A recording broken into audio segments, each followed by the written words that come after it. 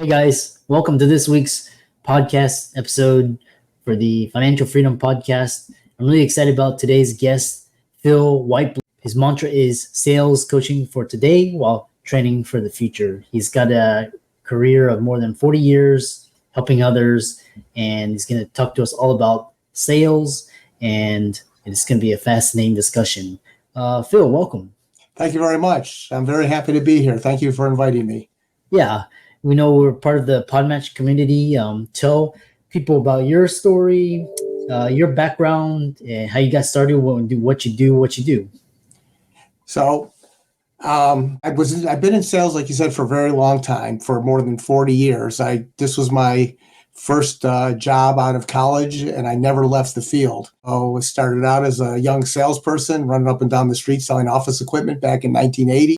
From there, I worked my way up. I was at a young age to management positions, and I worked for companies like Sony, which is really my career job, if you will. I was there 23 years, and I was retired as vice president of sales for Sony Electronics. Yeah. And I've been managing people for more than 30 years, successfully managing people. Very proud of the people I've managed. I've had a very good success record of having people stay with me for many years, in some cases more than 15 years. Yeah. And having a diverse group and a very successful group. And I've been in all kinds of markets, from the U.S. federal government, which I worked with for about 30 years, amongst many other types of businesses. So, but everything to sales, business development, and some marketing too. Yeah. There's a great thing. Everything is marketing, sales, innovation. Those three things combination. And so we'll talk about additionally. Unfortunately, sales individuals have a bad connotation. But talk about how to differentiate yourself in a positive way. Great conversation. In fact, that was a topic of a meeting I was in this morning. That was the topic, because the differentiation is what I'm actually coaching on. As you know, Christopher, I have a sales coaching business. That's what I do. But the differentiation is really what it's all about. And if you take the attitude that everybody's products and solutions are good and helpful and will solve a problem, so what differentiates you? Why should people go with you as opposed to anybody else? And it's you that makes the difference. And you could be your business, and your business could drive you as an individual, but it's how you approach people, how you work with them, how you ask these questions. And in the business that I'm in, at the highest level, Christopher, I tell everybody that there are many, many very, very good sales programs out there to be had, from all kinds of price ranges and easily accessible. And there's great sales trainers out there, without question. So the thing that's different with me, though, being a sales coach, is that sales coaching is in the moment and in real time. So when I work with my clients, it's what do they need now? Where are they at? Are they having trouble closing? Are they in these situations where they need more help in how to ask for the order, how to successfully get the order? Or are they having trouble getting in the door? Or are they not really getting to the client's dominant buying motives? And I work there with them, and then the training comes along. So the difference there is, if you were in just a linear training program, you may never get to the place where they are right now until well after those opportunities have sailed, and not with them in their boat, with somebody else's boat. Or on the other side, you could be way ahead of where they are, where you're helping them to learn how to close sales, and they can't even figure out how to get in the door successfully. They can't get new clients. They can't get new customers. So this is what differentiates what I do from anybody that I've run into in the field. Yeah. And what's interesting is because basically it's like consultants or coaches, sales. If you can differentiate yourself in a positive way and stand out from the competition, and financial advisors, planners, very similar. Talk about competitors are beyond who you think. Boy, it's almost like you were in some of my last sessions. It's great. So competition it's easy for people to see competition when they're direct competitors, right? If you're selling apples and somebody else is selling apples, you're both selling apples, right? So, however, competition isn't always what you think it is. And, sometimes your competitors are things that are completely unassociated. One is time. These people only have so much time available, and you're competing against other priorities. Is what you're trying to solve for this particular customer, is this a bigger priority than the ones they're trying to solve? Or how do you get that reprioritized if it's the right thing to do? The other thing is money, right? Money is always a factor, and it's a limited resources for most companies and most people, not everybody, but for most people it is. And it's like, will they have a need to prioritize how they use their money with you as opposed to somebody else? And that's a competitor that's really, really prevalent. And so by asking really good questions, open-ended questions, and drilling down to find out what the real issues they're trying to solve or the real goal they're trying to achieve and the reasons why is what will differentiate. And that's the difference in the competition. Okay. So it's just not feature to feature. Yeah.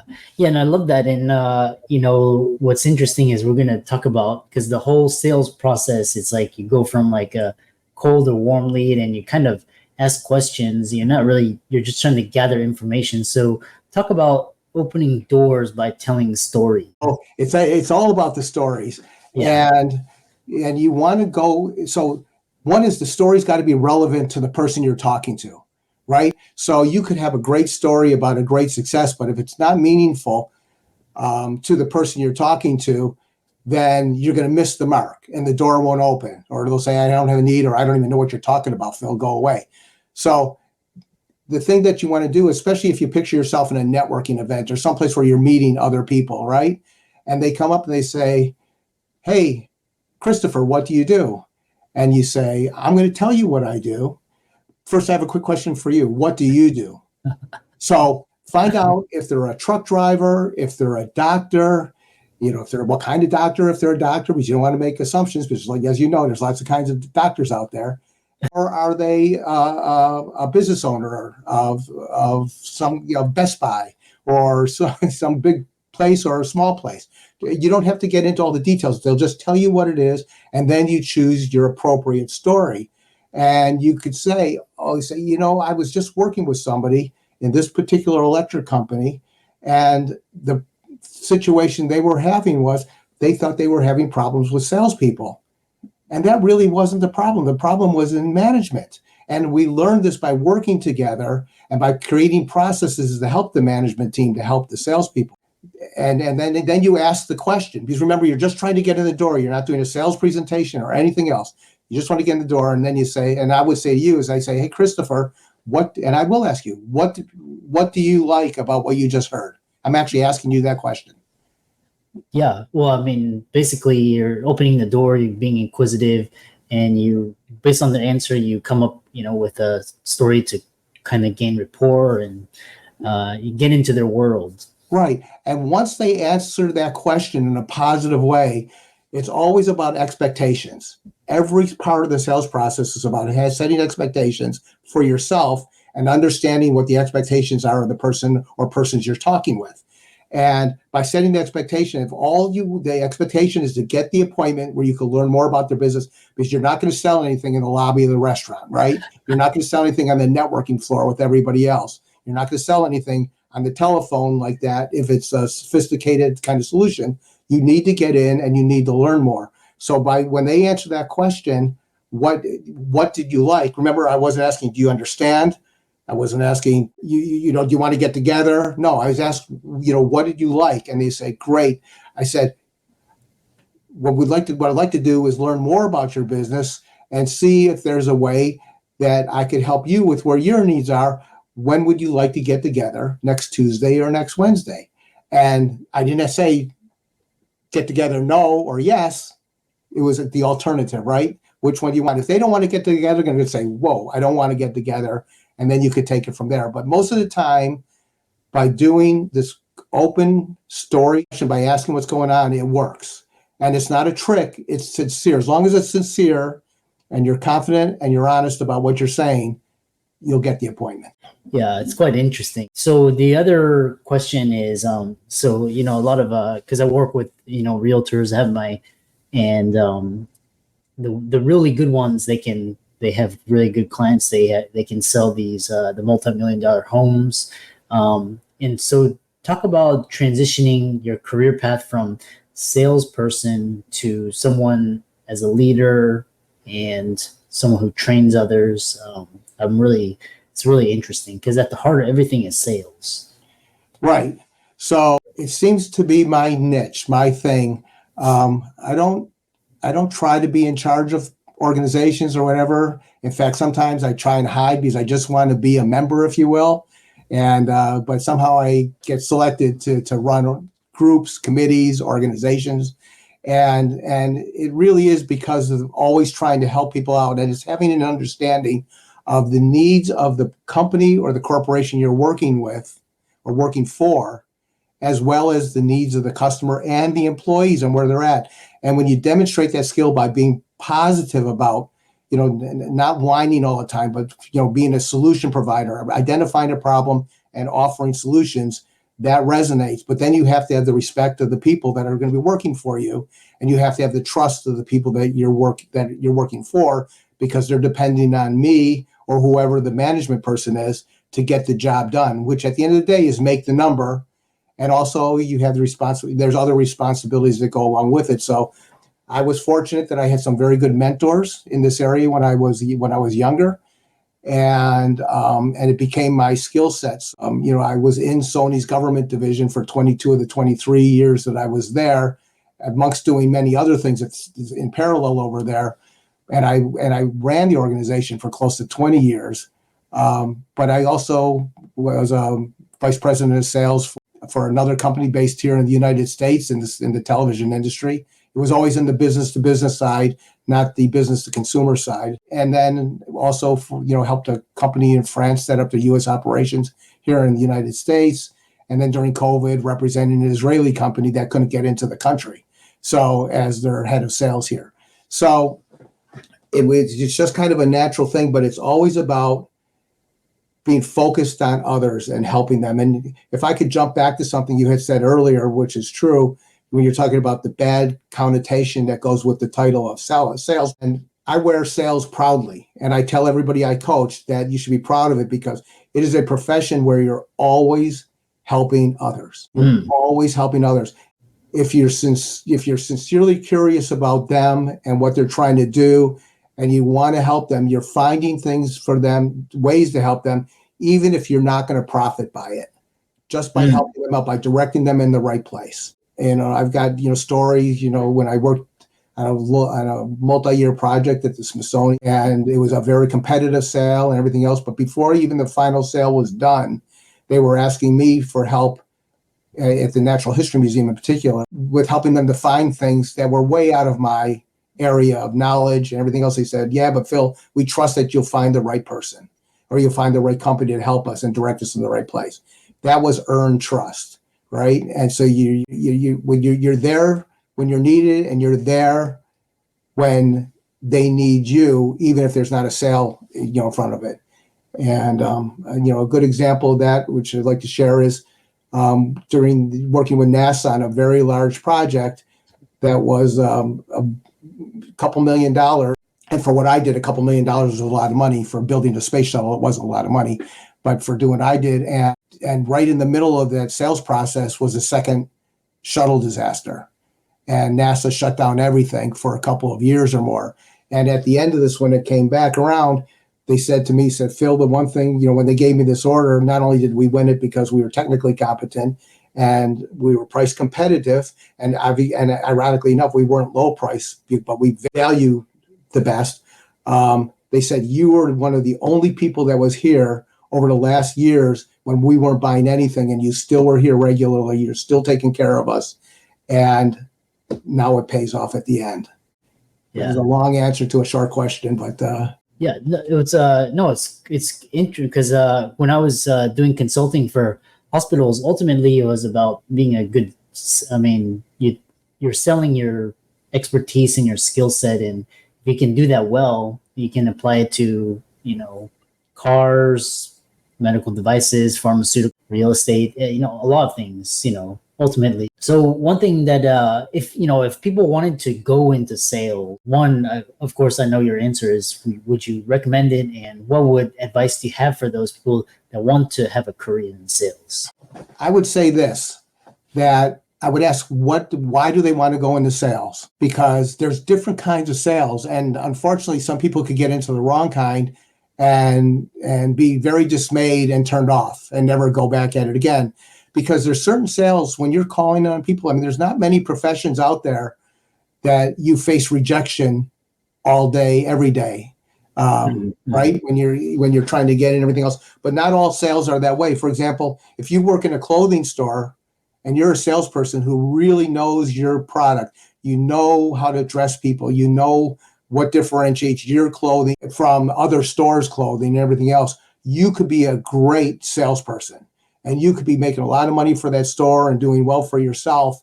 And then you could come, and this has actually really happened in my world, and then you could say, hey, I want to go to another area of sales where I can make even more money. And so they came over to where I was at when I was selling office equipment, even when I was a young salesperson. And this was a very senior, successful salesperson who did work in this clothing store. And he was older than me by quite a bit. And he came in crying one day because he couldn't handle the rejection. And that was because when people come to you in the clothing store, right, you're not pulling them in. You're not asking them if they want to, buy something right away, or you're trying to find out, get in there where they're just going to walk away. Most of the time, if they're not interested and they're just looking, they'll say, I'm just looking, and nobody takes that personally.